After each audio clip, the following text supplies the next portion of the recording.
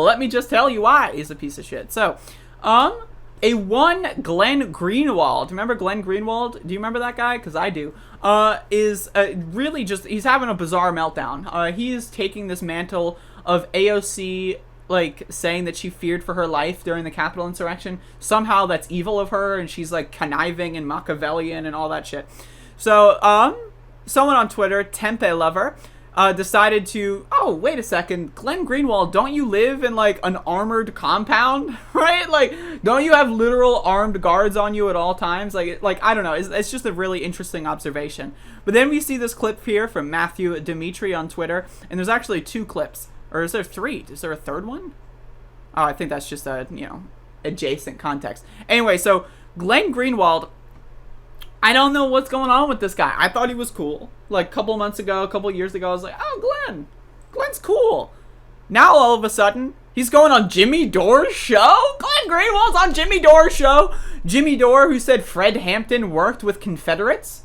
Jimmy Dore said that. Jimmy Dore, who had a Boogaloo boy on his fucking show, going like, oh, I'm a Boogaloo, look at me. Jimmy Dore, you're gonna go on Jimmy motherfucker. Glenn, I've invited Glenn on my show. Glenn, like, said he would be willing to converse with me at some point, then stopped responding to my emails. I don't know why. But why doesn't Glenn come on my show? Why is he going on Jimmy Dore's show? Like, seriously, this is bizarre. But again, I know Glenn, if you were to watch this video, he'd say, oh, guilt by association. Oh, how dare you? How dare you? So let's watch what he actually says, and let's criticize what he actually says. I love it. This week has been like the most amazing week of having the left and the right unite against Wall Street.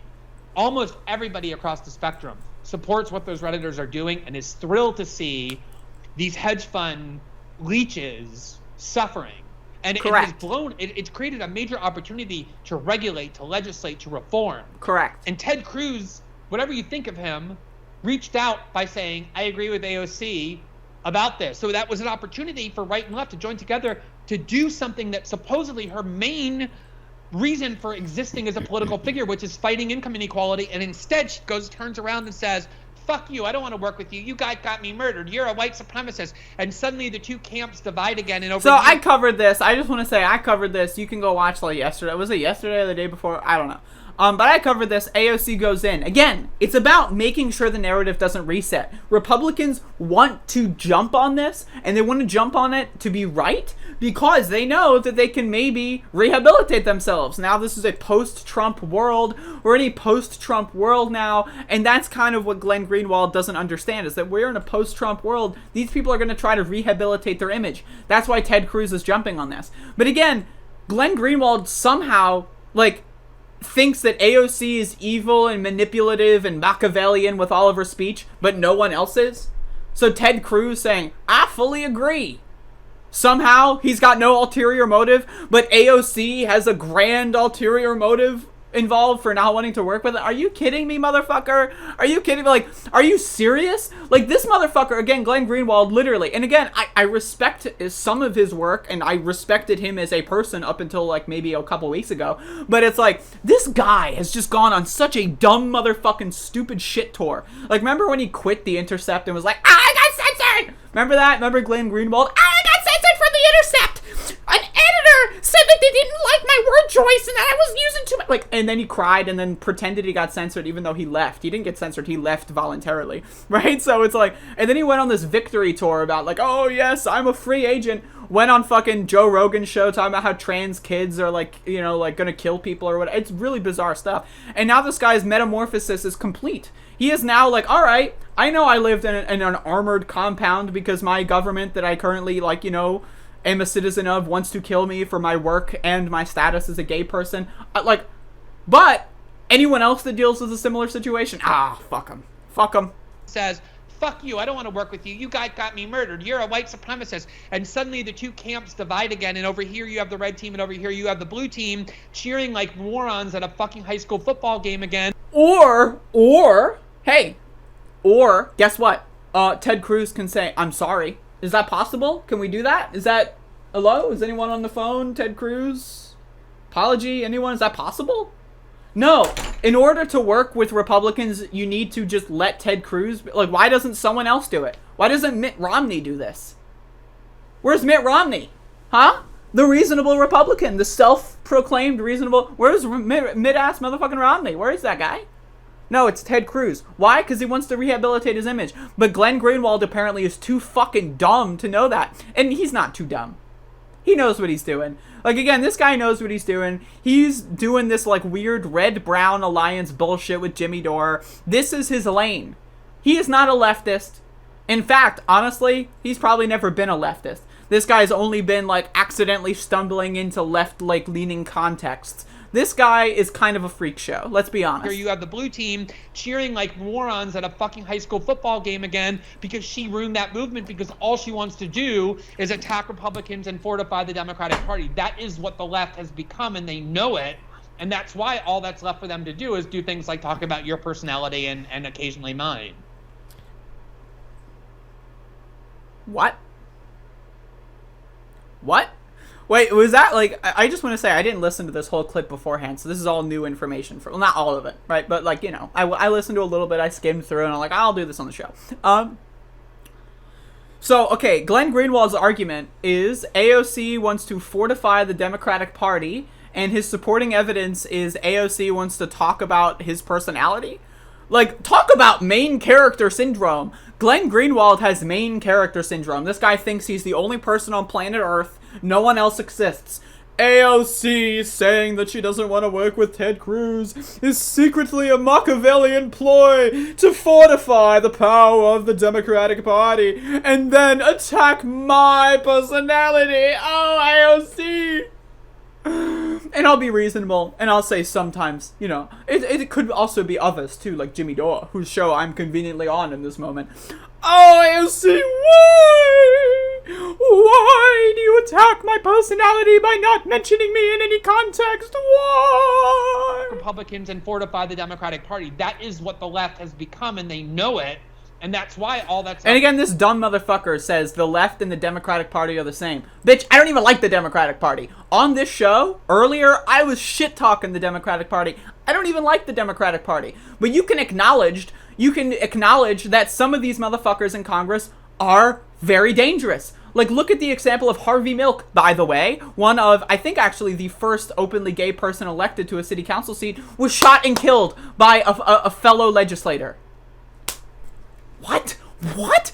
So, but Glenn Greenwald doesn't care about that? As a gay man, he doesn't care about that? I don't want to invoke identity too much, because I think that's kind of cringy. But again, it's really interesting that it's like, okay, these people are clearly a problem, but somehow in Glenn Greenwald's mind, again, by the way, Glenn Greenwald lives in an armored compound, right? But in his mind, it's like, oh, how dare they fear fellow co-workers. I've never heard of a situation where a legislator has killed another legislator ever. No way. This guy's got main character syndrome. He thinks he's the only one that matters. For them to do is do things like talk about your personality and occasionally mine. It is stunning to see AOC turn into Adam Schiff. Oh my God. It is stunning to me to see her just totally focus all her ire. And it started for me.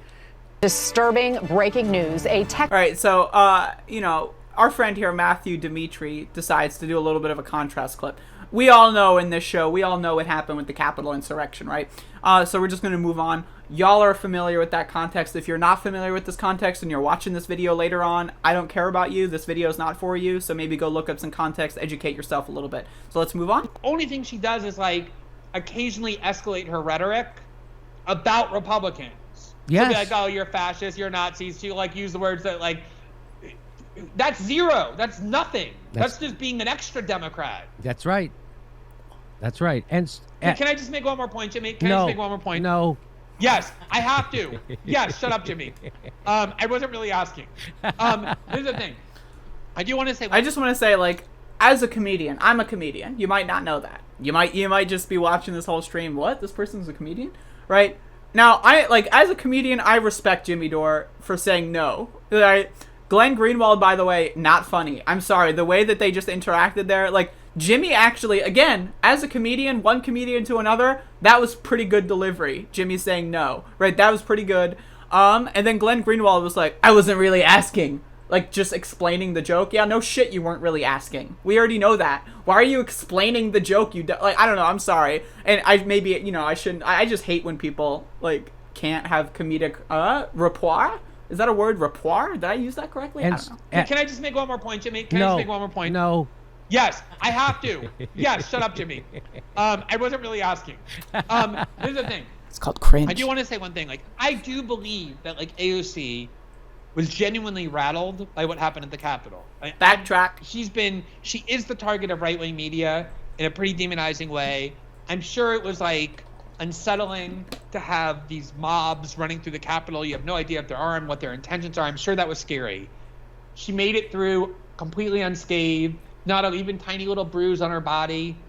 Every other member of Congress in the Democratic caucus, including Ilhan Omar and Rashida Tlaib and others. Including who? Ilhan? Ilhan? What are we, like, is that, like, connected to the Iliad? Is that, like, one of those, like, lost books in the fucking Homer saga? Ilhan? What? Every other member of Congress in the Democratic caucus, including Ilhan Omar and Rashida Tlaib and others, are equally demonized. And they're fucking over it. They got over it. If you want to be a member of Congress... I just want to say, this clip seems like it was recorded, maybe it was slightly before Cori Bush had a very bizarre interaction with Marjorie Taylor Greene. But again, like, okay, so AOC is freaking out, and that means she's attacking me personally because she's freaking out. And, okay, so maybe her freaking out is okay. This is the backtrack he's now doing. He's backing up. Like, you know, in SpongeBob and the pizza delivery, backing up, and now Squidward says, all right, you backed up. But, like, wait a second. What? They're over it? Ilhan Omar, whoever Ilhan Omar is, Rashida Tlaib, they're over it? Why didn't he mention Cori Bush, who, by the way, is literally spearheading the legislation to invoke the 14th Amendment, Section 3, to get rid of these motherfuckers? But, of course, that's not convenient to the argument. I can just say Ilhan Omar and Rashida Tlaib haven't tweeted about it in a while, so therefore, they're over it, and that makes AOC bad. But meanwhile, Cori Bush and Jamal Bowman are trying to hold them accountable, and I can't talk about that, or is he? I don't know, maybe. You can't constantly center your own, like, lived experience. Oh, you can't. Okay, this is going to be great. This is going to be great. Now, again, if anyone wants to say I'm clipping this out of context, blah, blah, blah, I'll watch the full thing if you really want me to. Like, I don't think those people really do want me to watch the full thing because, like, when they say that, they say, oh, you're taking them out of context. Like, I'm down to watch the full thing and stream myself watching the... If you really want me to, if that's something you really want me to do, I will do it. But, like, Jesus Christ, man, like, this is embarrassing. And again, this guy's got main character syndrome. He literally said that AOC attacking Ted Cruz and trying to hold him accountable means that, like, she's attacking Glenn Greenwald's personality. Like, what? Like, what? Okay, AOC's going after Glenn Greenwald at a personal level? Oh, AOC doesn't like how I'm a vegan or something. And oh, like, what? She's attacking your personality? But then this is going to be rich. You can't constantly center your own, like, lived experiences. You're not there to, like, center yourself in every drama. If you have an opportunity to strike a blow against... Right, so, okay, so you're not supposed to center yourself in every drama? Then what are you doing right now? Or is the criticism, like, being a member of Congress, you're not supposed to do that? And also, if that's the criticism, why not? Have you ever looked at Congress? Have you ever, like, read a Matt Gaetz speech or listened to anything he's ever said? Clearly not, because otherwise you wouldn't be saying that dumb shit. But seriously, man. Against Wall Street and the massive inequality and suffering that it causes, you don't have the right to refuse. The right? The right? I don't know. I know he's being a little, like, and this goes on. And I'm going off of clips I see on Twitter, right? And so, yes, I am watching this out of context. If someone wants to give me the full context, and I'll watch the full stream. Like, remember a couple days ago, right, or a week ago or whatever, I was doing that whole, like, Boogaloo Boy thing, and I was saying how dumb Jimmy Dore is for interviewing him, and then everyone was like, you're afraid. You took him out of context. You're afraid to watch the full Boogaloo. And then I watched the full one. And they're like, oh no, how dare you? And and all those same people, right, who are like, oh, you're so afraid to watch the full video. When I said, oh, here's the full video of me watching the full thing. Nowhere to be found. Crickets. They're gone? They're gone. Because this is all, to them, it's all rhetorical. Like, you know, like the concept of rhetorical question, like you ask a question even though you don't care about what the answer is. That's what these people do. It's all rhetoric. It's all rhetorical. They don't care. Oh, you took me out of context. They don't actually care about the context. You think they give a shit about you taking me out of context or, you know, whatever? They don't give a fuck. It's just a way for them to deflect in that moment. That's it. That's all it is. I do it too. Everyone does it. It's natural human behavior. But analyzing it should be, you know, it's interesting at the very least. But anyway, that's Glenn Greenwald, certainly being a little bizarre, needless to say.